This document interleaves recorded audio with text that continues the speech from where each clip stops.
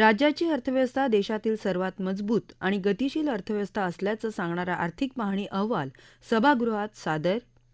मुंबईतील प्रदूषण कमी करण्यासाठी केलेल्या उपाययोजना सभागृहासमोर मांडा असे विधानसभा अध्यक्षांचे निर्देश. आणि नागपुरातील स्फोटकांच्या कारखान्यातील स्फोटावरून विरोधकांचा सभात्याग. ही होती आजच्या कामकाजाची वैशिष्ट्य.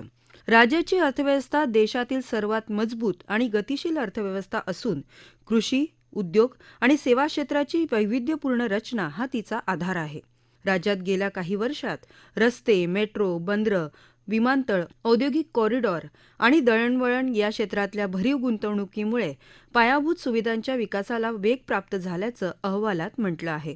व्यवसाय सुलभता, डिजिटल प्रशासनाला प्रोत्साहन आणि क्षेत्रनिहाय वाढीला चालना यासारख्या सुधारणांमुळे राज्याची स्पर्धात्मक क्षमता वृद्धिंगत झाल्याचं अहवालात नमूद करण्यात आलं आहे. आर्थिक वर्ष 2025-26 या वर्षासाठीचा आर्थिक पाहणी अहवाल विधानसभेत अर्थ राज्यमंत्री आशिष जयस्वाल यांनी सादर केला. सलग 5व्या वर्षी राज्याच्या अर्थव्यवस्थेच्या वाढीची गती कायम राहील असा अंदाज यात व्यक्त करण्यात आला असून चालू आर्थिक वर्षात 7.9% वाढ अपेक्षित आहे. देशाच्या अपेक्षित विकास दरापेक्षाही हा दर जास्त आहे. विशेषतः सेवा क्षेत्राची प्रगती उल्लेखनीय असेल असा अंदाज व्यक्त करण्यात आला आहे. सेवा क्षेत्राचा विकास दर 9%, उद्योग क्षेत्राचा 5.7%, तर कृषी क्षेत्राचा विकास दर 3.4% असेल असा अंदाज यात वर्तवण्यात आला आहे. राज्याचा सकल राज्यांतर्गत उत्पादन 51 लाख कोटी असेल असा अंदाज व्यक्त करण्यात आला आहे. तर वास्तविक जीडीएसपी सुमारे 29 लाख कोटी रुपये राहण्याची अपेक्षा आहे. राज्यानं आर्थिक शिस्त कायम राखत वित्तीय तूट 3% आसपास ठेवण्यात यश मिळवल्याचंही अहवालात म्हटलं आहे. राज्यात रोजगार वाढ होण्याची अपेक्षा या अहवालात व्यक्त करण्यात आली आहे. वर्ष 2023-24 मध्ये बेरोजगारी दरात घट होऊन तो 3.3% झाला होता. मुंबईतल्या वायू प्रदूषणाबाबत केलेल्या सर्व उपाययोजनांचा अहवाल अधिवेशन संपेपर्यंत सभागृहात सादर करावा असे निर्देश विधानसभा अध्यक्ष राहुल नार्वेकर यांनी दिले. बांधकाम आणि विकास कामामुळे होणारे प्रदूषण रोखण्यासाठी सर्व प्रकारचे प्रयत्न करण्यात येत आहेत अशी माहिती नगरविकास राज्यमंत्री माधुरी मिसाळ यांनी दिली. याबाबतचा प्रश्न मनीषा चौधरी यांनी उपस्थित केला होता. त्यावर अजय चौधरी, वरुण सरदेसाई, अतुल भातकळकर यांनी उपप्रश्न विचारले. नागपूर महापालिकेत कचरा संकलन करणाऱ्या कंत्राटदारांचे कंत्राट रद्द करण्यात येईल अशी घोषणा नगरविकास राज्यमंत्री माधुरी मिसाळ यांनी सभागृहात केली. या मागणीबाबत भाजपचे नागपूरमधले सदस्य आक्रमक झाले होते. याबाबतचा मूळ प्रश्न नरेंद्र भोंडेकर यांनी उपस्थित केला होता. त्यावर विकास ठाकरे, कृष्णा खोपडे, प्रवीण दटके यांनी उपप्रश्न विचारले. नागपूरमध्ये स्फोटकांच्या कारखान्यात झालेल्या अपघाताबाबतच्या प्रश्नांवर सरकारकडून समाधानकारक उत्तरं मिळत नसल्याचा आरोप करीत विरोधकांनी आज सभात्याग केला.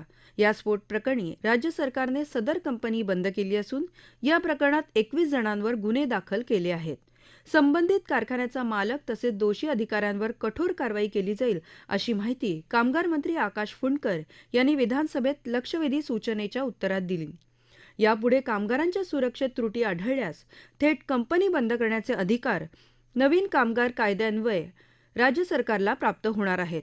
त्यानुसार या प्रकरणी कामगार विभागातल्या अधिकाऱ्यांचीही चौकशी होईल असं उत्तर फुंडकर यांनी दिलं. मात्र या उत्तरावर समाधान न झाल्याने विरोधकांनी कामकाजावर बहिष्कार टाकत सभात्याग केला. ही लक्षवेधी सूचना अतुल भातखळकर यांनी उपस्थित केली होती. त्यावर नाना पटोले, चरणसिंग ठाकूर, विजय वडेट्टीवार आदींनी उपप्रश्न विचारले.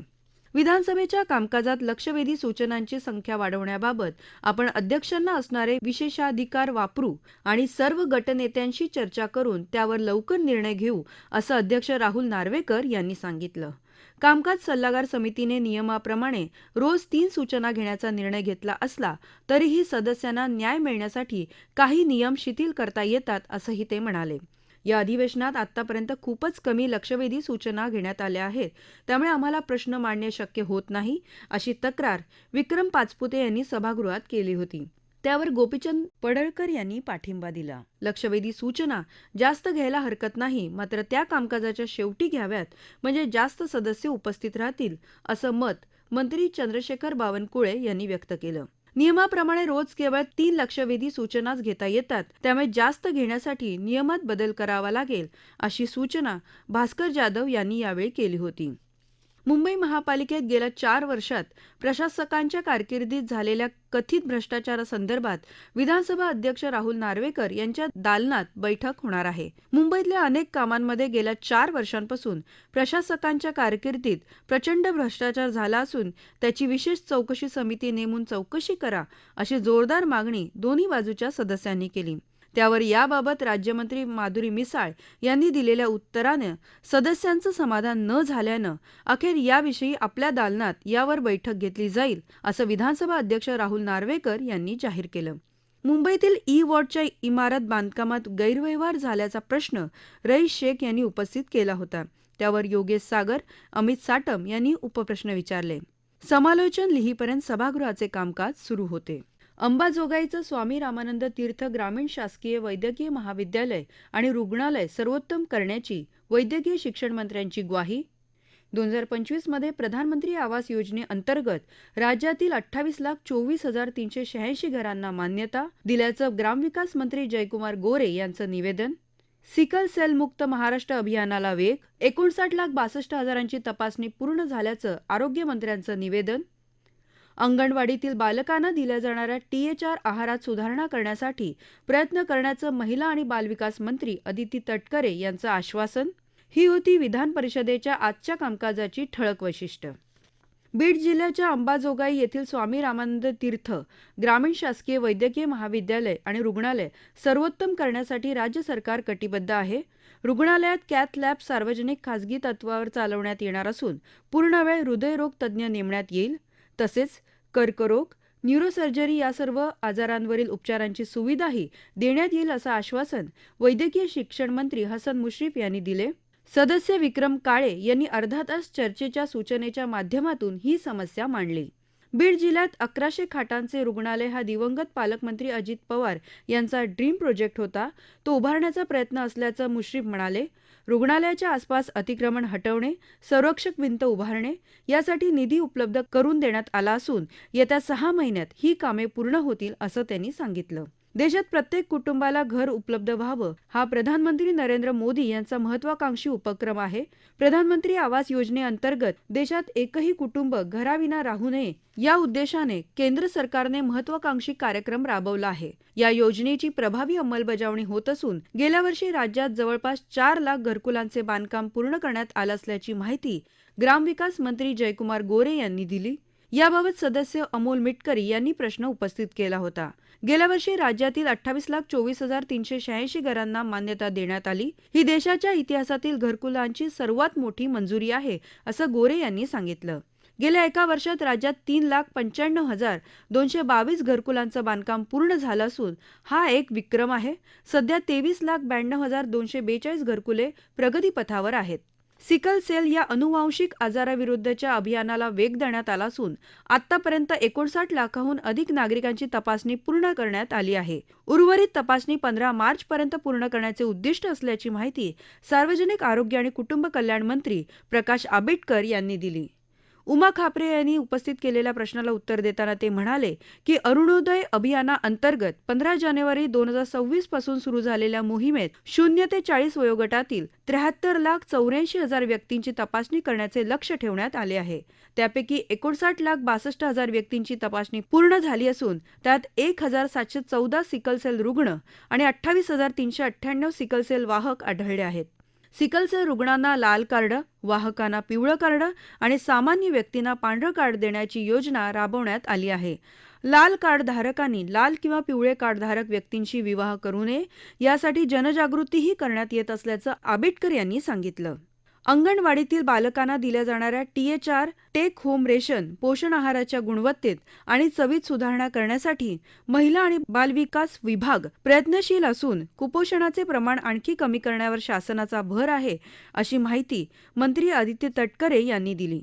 चित्रा वाघ यांनी THR, पोषण आहार आणि अंगणवाडी सेविकांच्या प्रश्नांबाबत उपस्थित केलेल्या मुद्द्यांना उत्तर देताना त्या बोलत होत्या.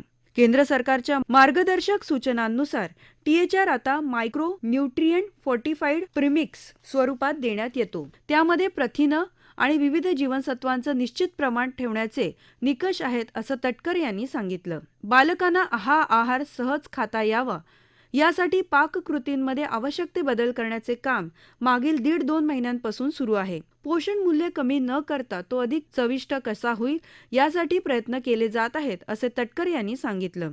याचबरोबर पूर्वीप्रमाणे कोरडा शिधा देण्याची मुभा द्यावी अशी विनंती केंद्र शासनाकडे करण्यात आल्याचीही माहिती त्यांनी दिली. राज्यात कुपोषणाला आळा घालण्यासाठी विशेष मोहीम हाती घेण्यात आली असून 11 जिल्ह्यांमध्ये पथदर्शी प्रकल्प राबवण्यात येत असल्याची माहिती तटकरे यांनी दिली. गेल्या 3 वर्षात कुपोषणाचे प्रमाण कमी होत असल्याचे दिसत असून ते 1% कमी करण्याचे लक्ष्य ठेवले आहे, असे त्यांनी सांगितले. मुंबईसारख्या महानगरांमध्ये 2 अंगणवाडी आणि बालवाड्यांमधलं अंतर ओळखण्यासाठी गॅप मॅपिंग सर्वेक्षण करण्यात येत आहे. महानगरपालिका, ICDS आणि नगरविकास विभाग यांच्या समन्वयातून शहरी भागातही कुपोषण आणि बालकांमधील स्थूलता कमी करण्यासाठी प्रयत्न केले जातील, असे त्यांनी सांगितले. याशिवाय स्थलांतरित कुटुंबातल्या बालकांनाही पोषण आहार मिळावा यासाठी मायग्रेशन ट्रॅकिंग सिस्टीम विकसित करण्यात आल्याची माहिती त्यांनी दिली. त्यानंतर राज्यमंत्री पंकज भोयर यांनी महाराष्ट्राचा आर्थिक पाहणी 2025-26 अहवाल सभागृहासमोर मांडला. तसेच वस्तू आणि सेवा कर संस्थेचा सन 2024-25 या वर्षाचा आर्थिक अहवाल, झोपडपट्टी पुनर्वसन प्राधिकरण, पुणे आणि पिंपरी चिंचवड क्षेत्र, पुणे यांचा 2023-24 या वर्षाचा वार्षिक लेखा आणि हाफकिन जीव औषध निर्माण महामंडळ यांचा सन 2021-22 या वर्षाचा 48वा वार्षिक अहवाल सभागृहासमोर ठेवण्यात आला.